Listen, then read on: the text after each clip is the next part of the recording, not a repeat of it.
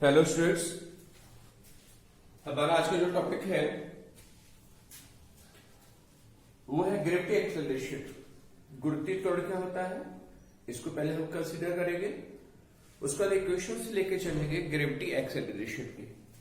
गुरुत्वीय त्वरण की समीकरण क्या होगी, दोनों बातें अपने आप में बहुत इंपॉर्टेंट है। ग्रेविटी एक्सेलरेशन उन वस्तु में होता है जो वस्तुएं पृथ्वी के गुरुत्व बल के अंतर्गत गति करती है। मतलब जिन वस्तुओं का अर्थ का ग्रेविटी फोर्स कार्य करता है, गुरुत्व बल कार्य करता है। वैसे तो गुरुत्व बल हर एक वस्तु में कार्य करता है, चाहे वो ग्राउंड पर रखी हो, चाहे वो मोशन कर रही हो। ग्रेविटी फोर्स हर एक वस्तु में कार्य करता है। इवन दैट अगर हम ऐसी वस्तु लेके चले जो इस ग्रेविटी फोर्स के अंतर्गत ऊपर से नीचे गिराई जा रही हो, फीलिंग फॉलिंग ऑब्जेक्ट, जिसे हम कहेंगे स्वतंत्रता पूर्वक गिर रही वस्तुओं में, या ऐसी वस्तुएं जिनको हम नीचे से ऊपर को थ्रो करते हैं, उनकी गति में जो एक्सेलरेशन होता है that is the gravity acceleration. उसे नाम देते हैं गुरुत्वीय त्वरण। अब आपके दिमाग में यह बात जाती होगी कि इनमें एक्सेलरेशन कहां से क्रिएट हुआ। तो इसके दो आंसर सब कह सकते हैं, दो तरीके से हम इसको डिफाइन कर सकते हैं, एक्सप्लेन कर सकते हैं दो तरीके से। एक तो ये होगा कि जिस ऑब्जेक्ट में, जिस गतिमान वस्तु में हमारा फोर्स कार्य कर रहा होता है, बल कार्य करता होता है, और बल अगर हमारा बैलेंस नहीं है, अनबैलेंस्ड फोर्स है। बलों के आप बताएंगे, टाइप्स बताएंगे। बैलेंस फोर्स होता है, अनबैलेंस फोर्स होता है। तो जो अगर किसी ऑब्जेक्ट में ऐसा बल कार्य कर रहा हो जो अनबैलेंस हो, असंतुलित बल हो, तो इस तरह का जो बल होता है वो उसके मोशन में एक्सेलरेशन क्रिएट करता है, त्वरण उत्पन्न करता है। इसका मतलब जो वस्तु ऊपर से नीचे आ रही होती है, स्वतंत्रता पूर्वक गिर रही होती है, पृथ्वी का गुरुत्व बल जिन्हें अपनी ओर खींच रहा होता है, उनकी गति में जो एक्सेलरेशन होगा due to this gravity force, उस एक्सेलरेशन को बोलते हैं एक्सेलरेशन ड्यू टू ग्रेविटी। उसे हम नाम देते हैं गुरुत्वीय त्वरण। एक तो इसका रीजन हम यूं कह सकते हैं, इस बेस पर हम गुरुत्वीय त्वरण को परिभाषित कर सकते हैं। दूसरा हम यूं भी कह सकते हैं कि जब कोई वस्तु ऊपर से नीचे गिर रही होती है तो उसका जो वेलोसिटी होती है, उसका जो वेग होता है वो धीरे धीरे बढ़ता जाता है। जैसे जैसे वस्तु नीचे आएगी उसके वेग में वृद्धि होगी, और जहां भी वेग में परिवर्तन होता है वहां पर एक्सेलरेशन उत्पन्न हो जाता है। तब यू भी एक्सप्लेन कर सकते हैं। तो कुल मिलाकर के इन दोनों बातों से अगर हम ग्रेविटी एक्सेलरेशन की बात करें, डेफिनेशन लिखें, तो क्या लिख सकते हैं? हम ये लिख सकते हैं स्वतंत्रता पूर्वक गिर रही, स्वतंत्रता पूर्वक गिर रही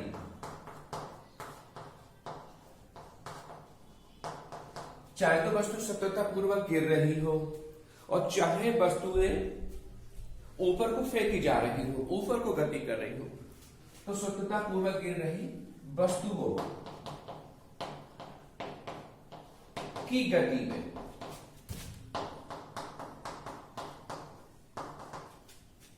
उत्पन्न त्वरण गुरुत्वीय त्वरण कहलाता है। हम सिंपल तरीके से कह सकते हैं स्वतंत्रता पूर्वक गिर रही वस्तुओं की गति में उत्पन्न त्वरण गुरुत्वीय त्वरण कहलाता है। गुरुत्वीय त्वरण इसे इंग्लिश में बोलते हैं acceleration due to gravity. Gravity मतलब फोर्स हो गया, पृथ्वी जो बल लगाती है उसे बोलते हैं ग्रेविटी फोर्स। तो एक्सेलरेशन ड्यू टू ग्रेविटी, पृथ्वी की ग्रेविटी होती है तो गुरुत्वीय त्वरण कहलाता है। ओके,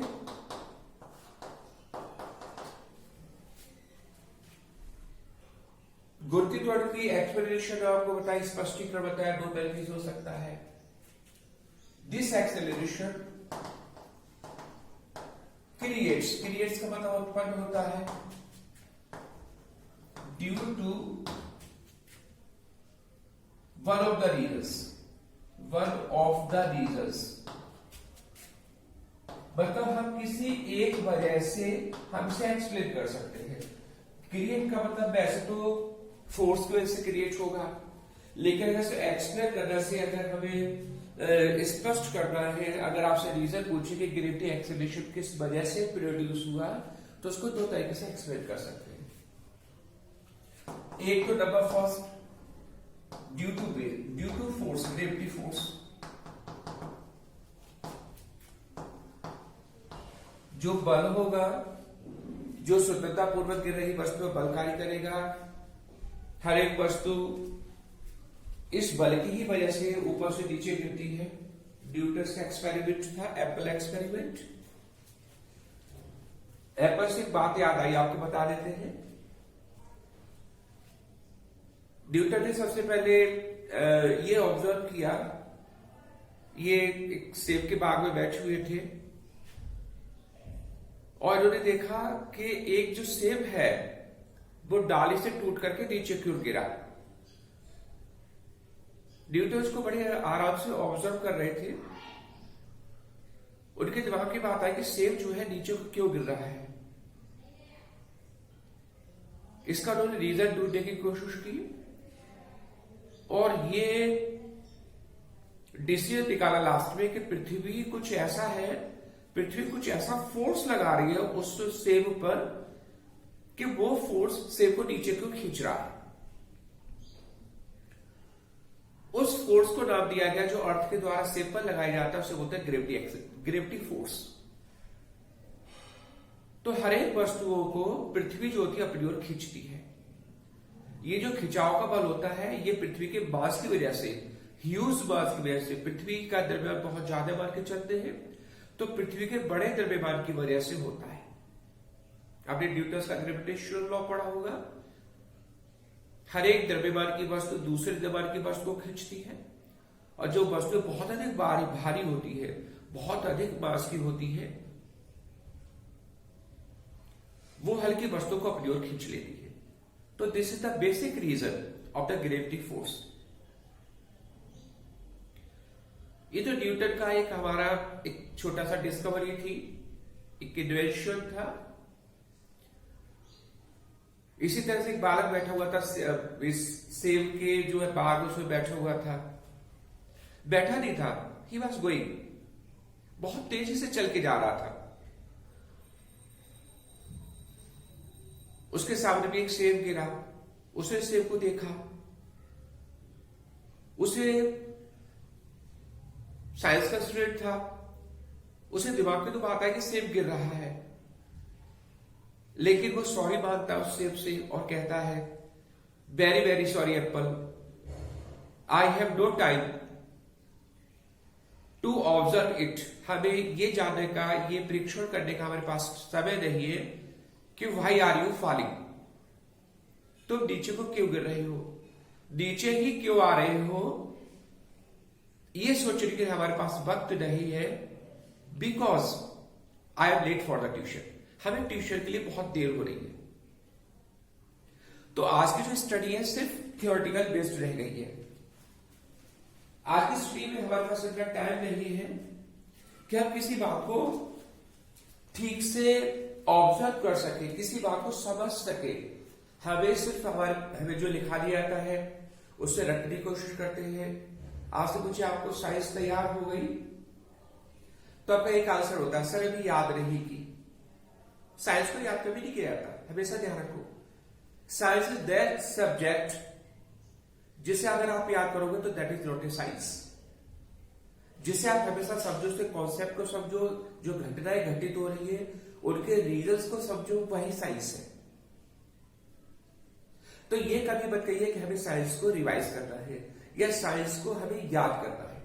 एक रिवीजन तो एक अलग बात है, कॉन्सेप्ट को दोबारा से माइंड में फ्रेश करना ये तो एक अलग बात है, लेकिन याद करना एक अलग मैटर है। याद नहीं किया कभी। तो चलिए, एक तो हमारा हो गया हमारा जो एक्सेलरेशन प्रोड्यूस होता है उसको हम एक्सप्लेन कर सकते हैं on the basis of the gravity force. दूसरा उसको एक्सप्लेन कर सकते हैं due to increase weight in the velocity, increase weight in the velocity, वेग में वृद्धि की वजह से जब वस्तु ऊपर से नीचे गिर रही होती है तो निरंतर उसका वेग जो होता है वो बढ़ता जाता है, और वेग वृद्धि की वजह से इसमें जो एक्सेलरेशन क्रिएट होता है, जो उत्पन्न होता है, उसे बोलते हैं हम ग्रेविटी एक्सेलरेशन। ओके, स्मॉल जी से रिप्रेजेंट करते हैं, रिप्रेजेंटेड बाय स्मॉल जी। एक होता है कैपिटल जी। कैपिटल जी होता है सर्वाधिक गुरुत्वाकर्षण देता है, कांस्टेंट ही होता है, लेकिन स्मॉल जी कांस्टेंट नहीं है। स्मॉल जी का बारे आप देखिएगा अगले चैप्टर में है। हम पृथ्वी की सतह पर है तो स्मॉल जी की वैल्यू कुछ अलग होगी। अगर हम पृथ्वी की सतह से कुछ ऊंचाई पर जा रहे हैं, if we are moving to the height from the surface of earth, तो स्मॉल जी का मान कुछ अलग होगा। पृथ्वी की सतह का अगर अंदर जाए तो स्मॉल जी का मान कुछ अलग होगा। ये भी क्या था, पृथ्वी की सतह पर भी एक जगह से दूसरी जगह पर जाते हैं। अगर भूमध्य वाले स्थानों से ध्रुवों की ओर चले या ध्रुवों वाले स्थानों से हम भूमध्य की ओर आए तो स्मॉल जी के मान में वेरिएशन होता है, परिवर्तन होता है।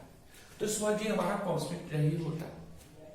इवन दैट पृथ्वी की सतह पर स्मॉल जी की वैल्यू हमें एक एवरेज वैल्यू लेके चलते हैं, दैट इज 9.8 बीटा पर सेकंड स्क्वायर। तो सवाल में स्मॉल जी का औसत मान हम लेके चलेंगे 9.8 बीटा पर सेकंड स्क्वायर या 10, जैसा भी न्यूमेरिकल में दिया जाए। तो स्मॉल जी हो गया। अब हम एक क्वेश्चन लिखेंगे मोशन के, जो इस गति के अंतर्गत हो रहे होंगे।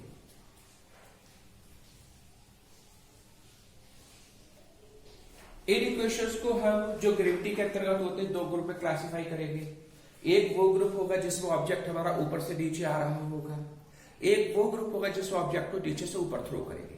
दोनों अपने अपने बहुत इंपॉर्टेंट है, इनको हमें लिखना है क्योंकि न्यूमेरिकल्स के लिए ज्यादा जरूरी है, तो इस सबको रफ कर देते हैं। पहला कौन सा ग्रुप लेके चले? पहले हम वो ग्रुप लेके चलते हैं जिसमें ऑब्जेक्ट ऊपर से नीचे गिर रहा है। First group, when object is falling, falling का मतलब नीचे गिरना, is falling। ये सपोज कर मैंने ऑब्जेक्ट बना लिया, ये हमारा अर्थ है, अर्थ से h हाइट पर है, ये ऊपर से नीचे हमने इसको ड्रॉप कर दिया, इसको छोड़ दिया। छोड़ने के भी दो तरीके होते हैं। एक, किसी ऑब्जेक्ट को ऊपर से नीचे छोड़ेंगे तो एक तो तरीका ये होगा कि हम उससे यो ही छोड़ दें, यो ही मतलब विदाउट प्रोवाइडिंग द वेलोसिटी, हम उससे कोई वेग नहीं दे। फॉर एग्जाम्पल जैसे हम सपोज कर लो हमारा ये डस्टर है, इसको हमने यो ही छोड़ दिया तो फ्रीली फॉल होगा, तो इससे बोलते हैं स्वतंत्रता पूर्वक छोड़ना, फ्रीली ड्रॉप्ड। तो जब किसी वस्तु को फ्रीली ड्रॉप करते हैं, यो ही छोड़ते हैं, इसका मतलब उसको हमने वेलोसिटी दी नहीं है, उसकी इनिशियल वेलोसिटी हमेशा 0 लेके चलेंगे। तो एक तो हमारा छोटे का तरीका होगा जब हम ऑब्जेक्ट को फ्रीली छोड़े। दूसरा तरीका ये हो सकता है कि उसे नीचे डायरेक्शन में कुछ वेग दे, थोड़ा सा मतलब नीचे को उसको थ्रो करे तो ऑब्जेक्ट नीचे गिरे। तो कोई भी कंडीशन हो, चाहे हम उसे फ्रीली ड्रॉप करें चाहे कुछ वेग दे करके नीचे ड्रॉप करे, इक्वेशन एक ही होगा। तो ये हमने सपोज कर लिया ऑब्जेक्ट है जिसको हमने यू वेग दे करके नीचे छोड़ा, ड्रॉप किया। इसका जो मोशन होगा, उस मोशन में जो एक्सेलरेशन होगा, यहां पर एक्सेलरेशन वो स्मॉल जी होगा प्लस का जी। जी हम दो तरह का लेके चलेंगे। जब वस्तु ऊपर से नीचे आ रही होगी तो उसकी जो ग्रेविटी होगी वो पॉजिटिव लेके चलेंगे, और जब हमारी वस्तु नीचे से ऊपर को थ्रो करेंगे तो उसकी जो ग्रेविटी होगी वो माइनस लेके चलेंगे।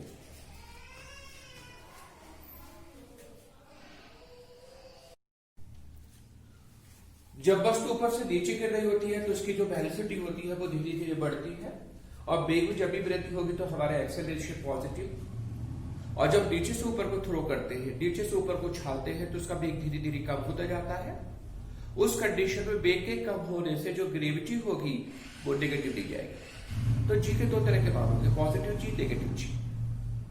तो पहला केस लेके चल रहा है when the object is falling down, जब ऑब्जेक्ट हमारा ऊपर से नीचे गिर रहा है तो एक्सेलरेशन होगा प्लस का जी लेके चलेंगे। और पहले इक्वेशन को क्या लिखेंगे, फर्स्ट इक्वेशन हमारा जो फर्स्ट इक्वेशन होगा, वैसे देखो कॉमन इक्वेशन होता है v = u + at। ये इक्वेशन हमारा तब होता है जब कोई ऑब्जेक्ट हॉरिजॉन्टल सरफेस पर मतलब क्षैतिज धरातल पर गति करता है। लेकिन जब वर्टिकल मोशन होगा तो दो चेंजेस आएंगे, एक की प्लेस में तो g लेके चलेंगे, u हमारा ऐसे का ऐसे ही रहेगा, v हमारा ऐसे का ऐसे ही रहेगा, तो ये हो जाएगा v = u + gt। इसमें तो सिर्फ एक ही चेंज आया, a की प्लेस में भी g लिखा।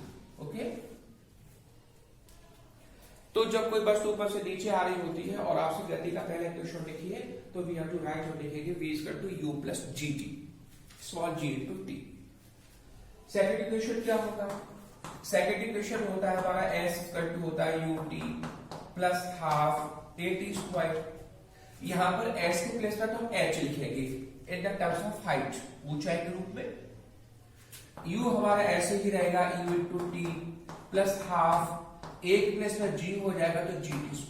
तो यहाँ पे दो चेंजेस आए, एक तो हमने a के प्लेस पर g लिख लिया और दूसरा s के प्लेस पर लिखा हमने h।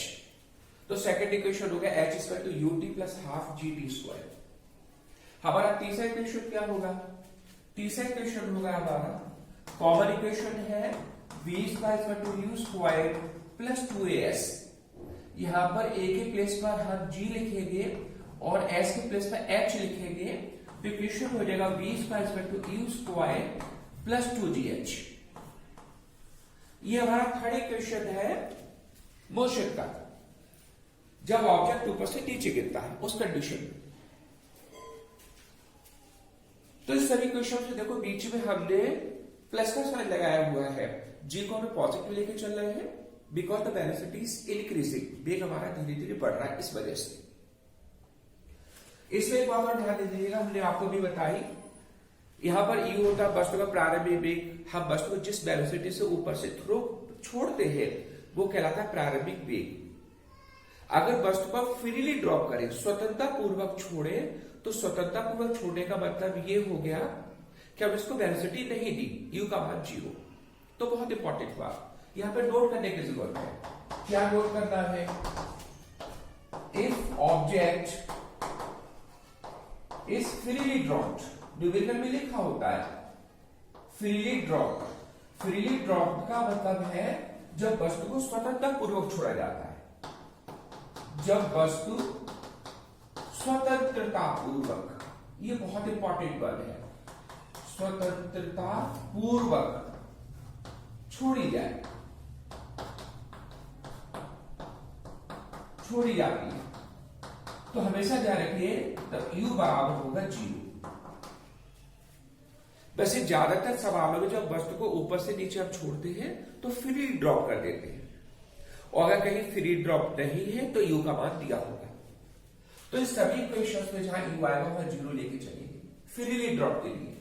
तो पहला इक्वेशन क्या हो जाएगा, पहला हो जाएगा v = gt, u की प्लेस में 0 लिख लेंगे। सेकंड इक्वेशन क्या हो जाएगा, सेकंड हो जाएगा h = हो जाएगा ½ gt²। और थर्ड इक्वेशन क्या हो जाएगा, v² = 2gh। ये इक्वेशन हो, लेकिन बेसिकली हमें इन्हें ध्यान रखिए, ये ध्यान रखिए। तो ये तो उस कंडीशन में जब किसी वस्तु को हमने ऊपर से नीचे छोड़ा, the object is coming freely down, नीचे वो गिर रहा है। अब हम सेकंड केस लेके चल रहे हैं, जब ऑब्जेक्ट को हम नीचे से ऊपर को थ्रो करें, ऊपर को छाए, इस सबको रफ कर देते हैं। ओके, तो सेकंड केस में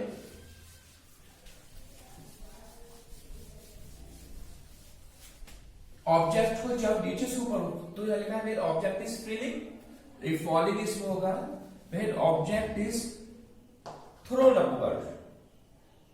थ्रोन का मतलब है उछाला गया, थ्रोन अपवर्ड, ऊपर को उछाला गया। ओके, ऑब्जेक्ट ये है, ग्राउंड पर है, इसको अपने ऊपर उछाला, तो देखो ये ऊपर जाएगा और किसी हाइट तक जाएगा, वहां जाने के बाद निश्चित रूप से ये रुकेगा, तो उसकी जो वेलोसिटी होगी वो हो जाएगी 0।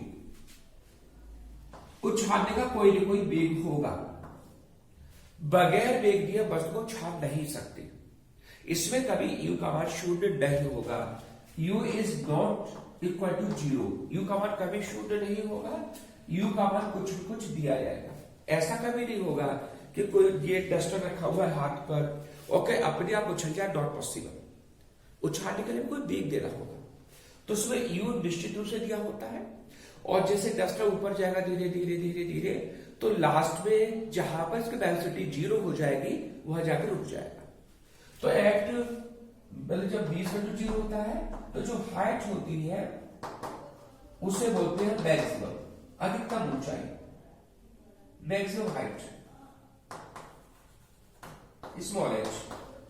तो कभी लिखता है कितनी ऊंचाई तक जाए, आपसे कभी पूछे जो फाइंड द मैक्सिमम हाइट, कितनी ऊंचाई तक गया, तो हमें एच कैलकुलेट करना है।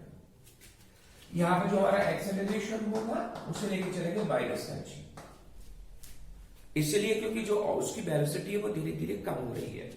पहला इक्वेशन क्या होगा, फर्स्ट इक्वेशन कॉमन होता है v equal to u plus at, यहां पर हो जाएगा v equal to u minus gt। पहला इक्वेशन a के प्लेस में माइनस का g आ गया। Second equation s equal to होता है ut plus half at square, यहां हो जाएगा s के प्लेस में h होगा, ये ut होगा माइनस का हाफ gt स्क्वायर, a के प्लेस में g आ गया। Second equation. और थर्ड इक्वेशन क्या होगा, कॉमन होता है v स्क्वायर बराबर u स्क्वायर प्लस 2as, ये होगा v square equal to u square minus 2gh। a के प्लेस में तो हमारा g आ गया और s के प्लेस पर आ गया h। तो कौन कौन से इक्वेशन हुए, पहला इक्वेशन का v equal to u minus gt, second equation है h equal to ut minus half gt square, और थर्ड इक्वेशन है v square equal to u square minus 2gh। लेकिन इसमें एक दो बात इंपॉर्टेंट जो आपको ध्यान रखनी है, जब वस्तु को हम नीचे से ऊपर को उछालते हैं तो उसमें u का मान दिया होगा निश्चित रूप से, u का मान इसमें कभी भी 0 नहीं होगा। लेकिन जैसे जैसे वस्तु ऊपर को जाएगी उसका वेग कम होता जाता है, और फाइनली लास्ट पोजीशन पर v का मान 0। तो देखो इसमें कभी न्यूमेरिकल में आपको ये नहीं दिया जाएगा कि अंतिम वेग कैलकुलेट कीजिए, आपसे कहेंगे कि उसकी मैक्सिमम हाइट बताइए, क्योंकि इसकी जो फाइनल वेलोसिटी होती है हमेशा 0 होती है। फाइनल वेलोसिटी आप उससे कहेंगे जहां पर ऑब्जेक्ट रुक जाता है और रुकने के बाद फिर वापस लौटता है, तो उस कंडीशन में हम v की वैल्यू 0 लेके चलेंगे, और जो h होगी उसे बोलेंगे महत्तम ऊंचाई। तो यहां पे न्यूमेरिकल को करते समय सब बातों को ध्यान रखने की आवश्यकता है। तो ये हमारे इक्वेशंस थे ऑफ द ग्रेविटी क्वेश्चन, गुरुत्वीय त्वरण के समीकरण, दो अलग अलग ग्रुप के थे, और फिर जो न्यूमेरिकल्स होंगे तो आपको थोड़ा सा क्लियर होगा। Thanks a lot.